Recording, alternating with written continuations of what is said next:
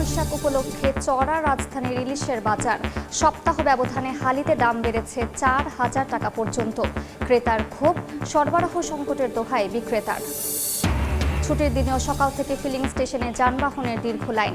জ্বালানি তেল সংকটের প্রভাব বাংলাবান্ধা স্থলবন্দরে। পণ্য পরিবহনে ধীরগতি, বাড়ছে ট্রাক ভাড়া। কাপ্তাই হ্রদে বাড়ছে মৎস্য আহরণ, খুশি জেলেরা। লক্ষ্যমাত্রা ছাড়িয়ে যাওয়ার আশা বিএফডিসির। বাড়বে শীত মৌসুমে কমে যাওয়া রাজস্ব আদায়। এবং 2 বছর পর খুলছে মালয়েশিয়ার শ্রমবাজার। নিয়োগ প্রক্রিয়ায় আসছে পরিবর্তন। দালালের দৌরাত্ম্য রুখতে যুক্ত হচ্ছে কৃত্রিম বুদ্ধিমত্তা। অভিবাসন ব্যয় নিয়োগকর্তার।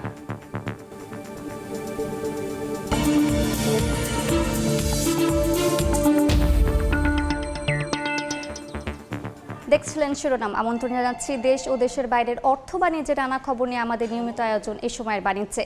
আপনাদের সঙ্গে আছি আমি মালিহা সুহরুয়া। পহেলা বৈশাখ উপলক্ষে রাজধানীতে বেড়েছে ইলিশের চাহিদা। সেই চাহিদা মেটাতে গিয়ে সপ্তাহ ব্যবধানে এক হালির দাম বেড়েছে 4,000 টাকা পর্যন্ত। এতে ক্রেতারা ক্ষুব্ধ হলেও বিক্রেতারা বলছেন পর্যাপ্ত সরবরাহ পাচ্ছেন না তারা। বাঙালির পান্তা ইলিশের বৈশাখী উৎসবের স্বাদ বাড়াতে রাজধানীতে সরগরম এই রূপালী মাছের বাজার। কারওয়ান বাজারের বিক্রেতারা জানান, কেজি ওজনের নদীর ইলিশ বিক্রি হচ্ছে 3,800 থেকে 4,000 টাকায়। চট্টগ্রাম থেকে আসা সাগরের ইলিশ বিক্রি হচ্ছে কিছুটা কমে 2,800 থেকে 3,000 টাকায়। সাধারণ মানুষ তো ইলিশ মাছ এখন খাইতে পারবে না। 2,400 টাকা ছিল, ওইটা গত সপ্তাহে ছিল ওটা 1,400 টাকা। মাছ কম, নদীতে মাছ নাই। মিয়ানমার থেকে আসা কোল্ড স্টোরেজের ইলিশের দাম আরও কম। 1 কেজি ওজনের এক একটি ইলিশ বিক্রি হচ্ছে 2,200 থেকে 2,400 টাকায়। এটা হয়তো এই কয়েকটা দিনই থাকবে, এরপরে আবার দাম কমে যাবে। আগের তুলনায় এখন মাছের অনেক দাম, আর বাজারে মাছও কম। 1200 টাকা দিয়ে একটা ইলিশ মাছ কিনে একটা পরিবারের জন্য এই বৈশাখ উদযাপন করাটা নিশ্চয়ই কিছুটা কষ্টের হয়ে দাঁড়াবে। বিক্রেতারা বলছেন, প্রজনন মৌসুমে অভয়াশ্রমে ইলিশ ধরা বন্ধ থাকা এবং বৈশাখের বাড়তি চাহিদার বিপরীতে পর্যাপ্ত যোগান না থাকায় এক সপ্তাহে কেজিতে 1,000 টাকা পর্যন্ত বেড়েছে দাম। বর্তমানে মাছ ধরাধরি বন্ধ, এই জন্য ইলিশ মাছের আমদানি নাই। সরবরাহ সংকটের কথা বলে যেন অযৌক্তিকভাবে দাম না বাড়ায় বিক্রেতারা, সেদিকে সরকারের নজরদারি বাড়ানোর দাবি ক্রেতাদের। তোফাজ্জল হোসেন, সময় সংবাদ, ঢাকা। জ্বালানি তেলের সংকটে আজও রাজধানীর পাম্পগুলোতে দীর্ঘ লাইন। বিস্তারিত জানতে এই মুহূর্তে রাজধানীর পরিপাকে আছেন সহকর্মী সাইফুল ইসলাম। সরাসরি যাচ্ছি তার কাছে। ভোরে ঘুম ভাঙা পাখির মতো মানুষ ঠিক একই রকমভাবে জেগে উঠে সকাল হলেই ভাবে বা ভোর হলেই ভাবে কখন তেল মিলবে। সেই তেলের জন্য কিন্তু আমরা রাজধানীতে দেখেছি সিরিয়াল। এই সিরিয়ালের কথাটা যে একটু বলি, যে কেননা হচ্ছে যে সকালে নাস্তা না করে যখন মানুষ চিন্তা করে যে তার গাড়ি চালাতে হলে তেল লাগবে, সেই তেলের জন্যই কিন্তু রাস্তায় দীর্ঘ সিরিয়ালে মানুষ। কেননা তেল হলেই কিন্তু তার সকল সমস্যার সমাধান এখনকার পর্যায়ে মেলে। তবে এই ক্ষেত্রে আমরা যদি বলি, এই যে মেঘনা মডেল সার্ভিস সেন্টারে আমরা যেটাতে আছি, সেটার প্রতিদিন চাহিদা এই যে আরও 2 মাস আগেও ছিল 22,000 লিটার, কিন্তু সেই চাহিদা এখন পৌঁছেছে প্রায় 34 থেকে 35,000 লিটারে। সেই লিটার কিন্তু তারা পাচ্ছেন। তবে এই ক্ষেত্রে আমরা তাদের সাথে কথা বলেছি, এখানকার আগত ড্রাইভাররাও বলছেন যে অতিরিক্ত যে চাহিদাটি মানুষের ভিতরে বাইং প্যানিক তৈরি করেছে, সেই প্যানিক যদি মানুষকে বন্ধ করা না যায়, তাহলে কিন্তু এখনও পর্যন্ত এই তেলের সরবরাহ কিন্তু অতিরিক্ত মাত্রা বা এই তেলের সরবরাহ যে পরিমাণ আছে সেই পরিমাণ দিয়েও কিন্তু আসলে শেষ হবে না। তবে এখানকার এই যে মেঘনা মডেল সার্ভিসের কর্তৃপক্ষ বলছেন যে যে পরিমাণ চাহিদা আছে সেই পরিমাণ পেলেও এর পাশাপাশি যে পাম্পগুলি বন্ধ রয়েছে, সে পাম্পগুলি চালু হলে কিন্তু এত এই যে সংকট সেটি তৈরি হতো না। এই ছিল আমার কাছ থেকে রাজধানীর তেল সরবরাহের পাম্প থেকে সর্বশেষ খবর। আমরা এতক্ষণ সরাসরি যুক্ত ছিলাম রাজধানীর পরিবাগে। এবার বন্দর বাণিজ্যের খবর।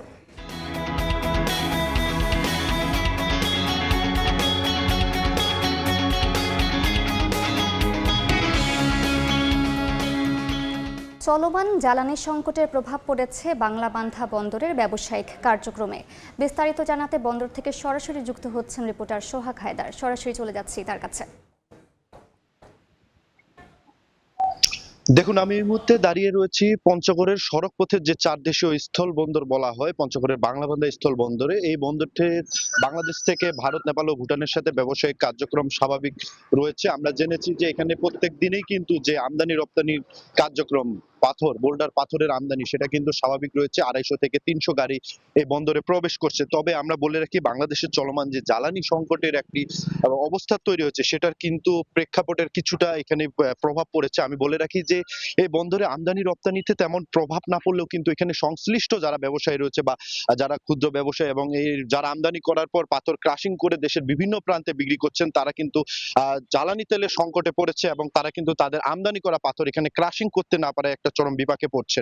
আমি বলে রাখি, এখনো কিন্তু কিছু মেশিন তাদের কার্যক্রম পরিচালনা করছে, কিন্তু তারা বলছেন যে তারা শঙ্কায় পড়ে গেছেন যে তাদের জন্য নির্ধারিত যে জ্বালানি সংগ্রহের যে কার্ড রয়েছে বা এরকম কোনো ব্যবস্থা না থাকায় কিন্তু তারা ইতিমধ্যে দুশ্চিন্তায় পড়ছেন। আমি বন্দর এলাকার আশপাশে বিভিন্ন জায়গায় ঘুরে দেখেছি, যারা রয়েছেন অধিকাংশই কিন্তু অভিযোগ করছেন যে তাদের পাশে যেন দাঁড়ানো হয়, কারণ এইখান থেকে যে আমদানি করা পাথর রয়েছে ভারত এবং ভুটান থেকে আসছে, সেগুলো কিন্তু বোল্ডার পাথর ক্রাশিং করার পরেই কিন্তু বাংলাদেশের বিভিন্ন প্রান্তে কনস্ট্রাকশন সাইডের উদ্দেশ্যে কিন্তু রওনা হয়। তবে এটাতে একটা বাধা সৃষ্টি হয়েছে। এদিকে আমরা বলে রাখি যে বাংলাবান্ধা স্থল বন্দরের যে অবস্থা রয়েছে, যে আমদানি রপ্তানি কার্যক্রম, সেটা পুরোদমে স্বাভাবিক রয়েছে। এখানকার বন্দর ম্যানেজার রয়েছেন, তার সাথে আমরা কথা বলেছি, তিনি বলছেন যে সবকিছু স্বাভাবিক পর্যায়ে রয়েছে। তো এই ছিল আমার কাছে বাংলাবান্ধা স্থল বন্দর থেকে সর্বশেষ খবর। যুক্ত ছিলাম পঞ্চগড়ে। দেখছেন এই সময়ের বাণিজ্য, সঙ্গে থাকুন। আবারও শুরু হয়েছে বাংলাদেশে শিশু কিশোরদের সবচেয়ে বড় প্রতিভা যাচাইয়ের প্রতিযোগিতা মার্কস অলরাউন্ডার। সারা দেশ ঘুরে এখন চলছে ঢাকা জোনের আঞ্চলিক প্রতিযোগিতা। দেশের সব স্কুল, কলেজ এবং সমমানের শিক্ষা প্রতিষ্ঠানের শিক্ষার্থীরা এই প্রতিযোগিতায় অংশ নিতে পারবে। গান, নাচ, অভিনয়, চিত্রাঙ্কন, আবৃত্তি, গল্প বলা ও উপস্থিত বক্তৃতা এই বিষয়ে অংশ নিতে পারবে শিক্ষার্থীরা। মার্কস অলরাউন্ডার আঞ্চলিক, বিভাগীয় এবং জাতীয় পর্যায়ে এই 3 ধাপে অনুষ্ঠিত হবে। বিস্তারিত জানতে এবং রেজিস্ট্রেশন করতে ভিজিট করতে হবে মার্কস অলরাউন্ডারের ওয়েব পেজে। Altec Aluminium, গড়ে উঠছে আগামী শহর। দেখছেন এই সময়ের বাণিজ্য।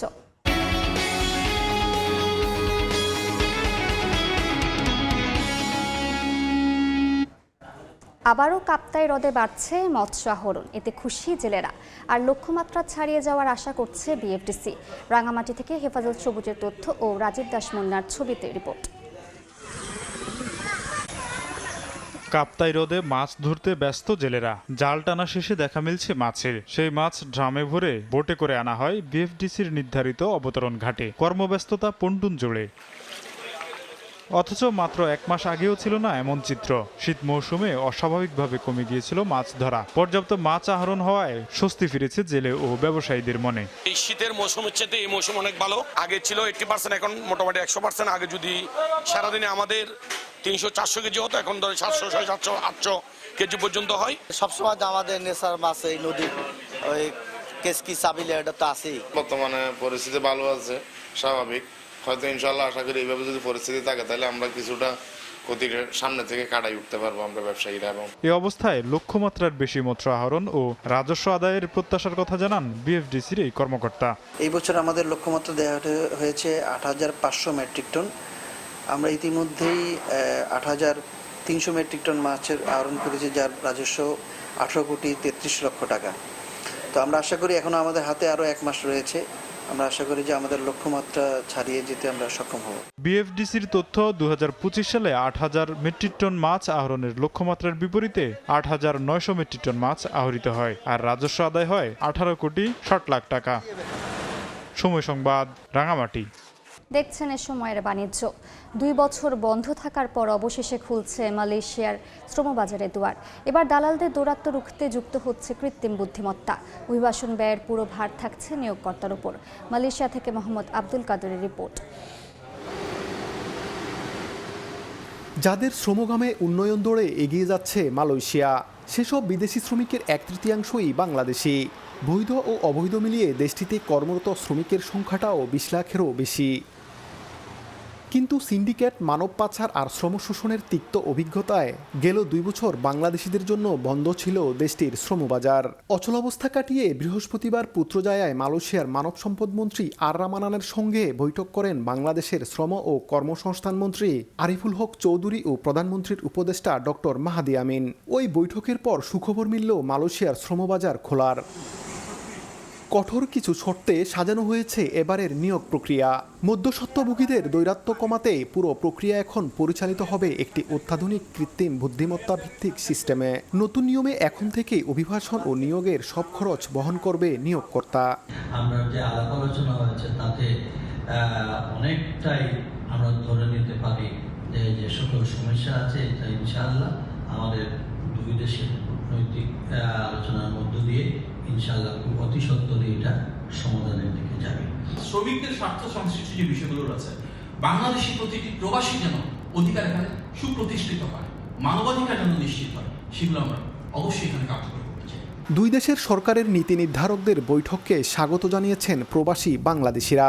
দেশে ভিটেমাটি বিক্রি করে বিদেশে এসে আর কোনো প্রতারণায় সর্বশান্ত হতে চান না আর কেউই। সর্বোচ্চ বেতন বা সর্বোচ্চ সুযোগ সুবিধা যেন তারা প্রদান করে, সবকিছু জেনে শুনে এবং সঠিকভাবে সঠিক তথ্য নিয়ে মালয়েশিয়া আসার অনুরোধ জানাচ্ছি। নতুন সরকারের দৃষ্টি আকর্ষণ করছি সিন্ডিকেট মুক্ত, স্বল্প সময় এবং অল্প খরচে যেন মালয়েশিয়ায় প্রত্যেকটা শ্রমিক এই নতুন এমইউর মাধ্যমে আসতে পারে। ধাপে ধাপে বাজার খোলার পরিকল্পনায় এর মধ্যে 2025 সালের ডিসেম্বর থেকে 2026 সালের জানুয়ারির মধ্যে প্রায় 800 জন যাচাইকৃত কর্মীকে নির্মাণ খাতে পরীক্ষামূলকভাবে নিয়োগ দিয়েছে মালয়েশিয়া। ধারণা করা হচ্ছে আগামী 1 বছরে 30 থেকে 40 হাজার বাংলাদেশি কর্মীর কর্মসংস্থান হবে দেশটিতে। মোহাম্মদ আব্দুল কাদের, সময় সংবাদ, কুয়ালালামপুর, মালয়েশিয়া। দেখছেন এ সময়ের বাণিজ্য। সীমানাহীন দিগন্ত দূরত্ব, আলো ও স্মৃতির ভূদৃশ্য শীর্ষক সাবরিনা ইসলামের একটি মনোমুগ্ধকর আলোকচিত্র প্রদর্শনীর বেজ এজ ওয়াটারের এইজ গ্যালারিতে উদ্বোধন করা হয়েছে। শুক্রবার প্রদর্শনীটির উদ্বোধন করেন বাংলাদেশে নিযুক্ত ব্রিটিশ হাইকমিশনার সারা কুক। এই প্রদর্শনীতে বিশ্বের বিভিন্ন প্রান্তের বৈচিত্র্যময় ভূদৃশ্য ও সংস্কৃতির উপর ভিত্তি করে তোলা নির্বাচিত আলোকচিত্রের একটি সংকলন উপস্থাপন করা হয়েছে। প্রদর্শনীর পাশাপাশি সাবরিনা ইসলাম তার বই দ্য টার্টার পাইপ প্রকাশ করেছেন, যেখানে মঙ্গোলিয়ায় তোলা তার নির্বাচিত কিছু আলোকচিত্র স্থান পেয়েছে। প্রদর্শনীটি 11 এপ্রিল সকাল 10টা থেকে রাত 8টা পর্যন্ত জনসাধারণের জন্য উন্মুক্ত থাকবে।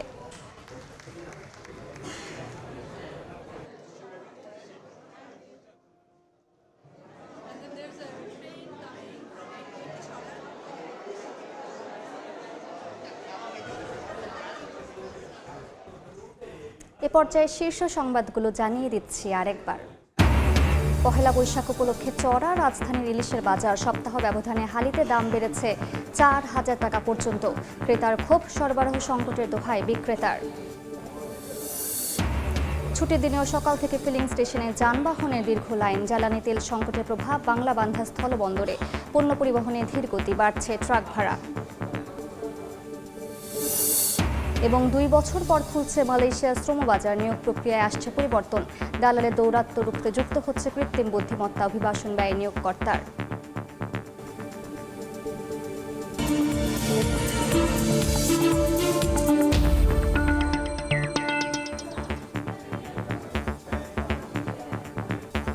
এ ছিল এই সময়ের বাণিজ্য।